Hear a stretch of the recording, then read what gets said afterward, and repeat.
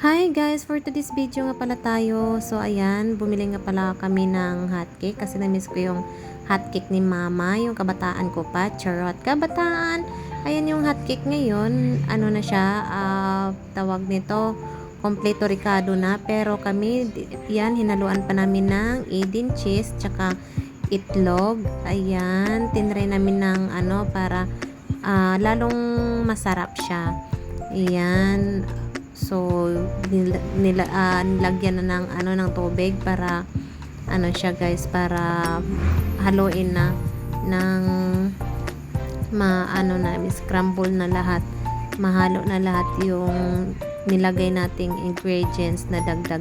Ano naman na siya, hindi tulad nung bata pa tayo is na tawag nito, bibili ka pa ng ng harina, tapos yung mga ricado niya pa, itlog, at tawag nito, baking soda, tapos ano pa yun, basta yun na yun, tapos asukal, tapos star margarine, ayun.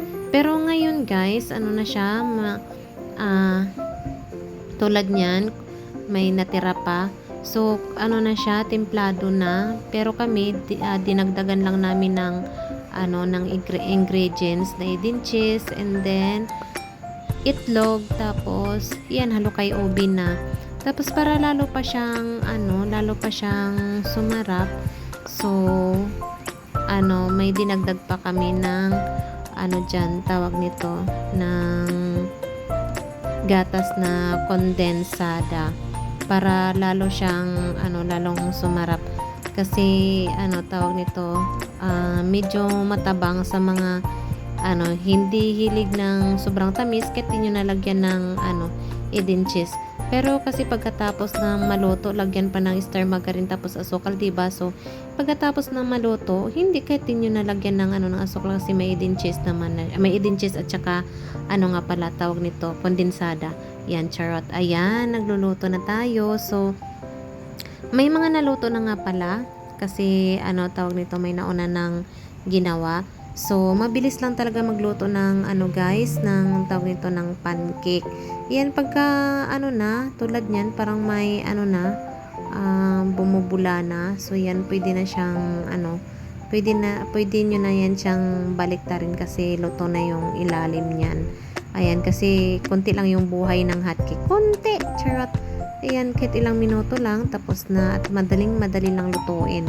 Ayan yung tawag nito, nakarelate nito nung mga bata pa tayo, lalo na pag nag-recess na tayo, diba? So ganyang tawag nito, dati piso, malaki pa dyan, diba? Busog ka na. Pero ngayon 10 piso guys, ganyan kalaki, bitin ka pa, diba? Pero nung kabataan pa natin, charot, sinaunang panahon pa natin, sa tawag nito, sa 1 piso, 2 pesos, wala na, sawa ka na, busog ka na, halos di mo pa maubos. Pero ngayon, naku, tawag nito, ayan naman, may alaga nga pala akong pusa. Ayan, papatikim din natin sa kanila mamaya kung kakain din yung na yon, yung pusang yon. Dahil na tawag nito, 1 buwan na yung yung pusa ko. So try din natin silang pakainin ng hotcake kung kumakain din sila ng hotcake. Ayun naman si Mingka, yung nanay niya, ayan, kumakain din ng hotcake, at kung ano-ano yung kinakain din ni Mingkay. Ayan yung yung alaga ko, lang yan, tawag nito, umuwi lang yan dito sa bahay. Ayan, tinikman na natin yung napakasarap na na hotcake.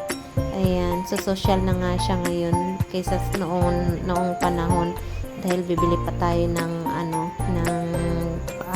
harina sa palengke. Pero ngayon bibili ka lang sa grocery, yan na siya, kompleto ricado na. Kung baga anuhin mo na lang siya, lagyan mo na lang ng tubig, at kung na lang na sa'yo naman kung idagdag mo na ricado, pwede naman na ding itlog na lang yun. Tapos anuhin mo na siya, lutuin na itlog, tapos syempre haluan mo pa ng tubig para mahalo mo siya bago mo siya lutuin. Charot. Ayan, kumain na sila Mingkay tsaka yung anak niya. Yan. Yan yung unang tawag nito, yung unang anak niya na pinatikim ko sa kanya yung tawag nito, hotcake, kung pwede na ba silang pakainin. Ayan, kumakain na nga talaga sila. Pwede na silang ipamigay. Kung sino yung may gusto, message lang. Ayan, marami pa yan sila. Dahil 6 yan sila lahat na anak ni Mingkay na pamimigay ko. Ayan, sino may gusto, yung iba dyan, yung kapatid ko, yan, tsaka, kaibigan ko, so may tera pa. Dahil 6 sila. Ayan, tawag nito nga, ni Mingkay, gusto niya kumain sa, talaga, sa lapag talaga, ikaw talaga Mingkay. Tapos, yan, tinikman niya lang konti kasi, syempre, dahil may junakets, may mga junakets siya. So, yan, pamimigay niya yan sa mga junakets niya. Dahil gusto niya kumain dun sa, sa loob ng bahay. Ayaw niya dyan sa labas. Charot. Ayan, pinakain ko na din yung iba niyang anak. Yan, kumakain na rin sila. Talagang, tawag nito, pwede na talaga silang,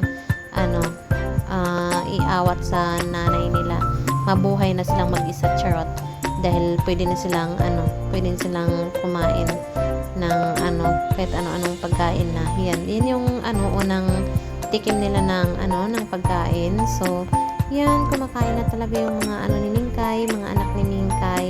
Ayan, mabubuhay na sila pagka wala yung nanay nila. Charot. So, yan.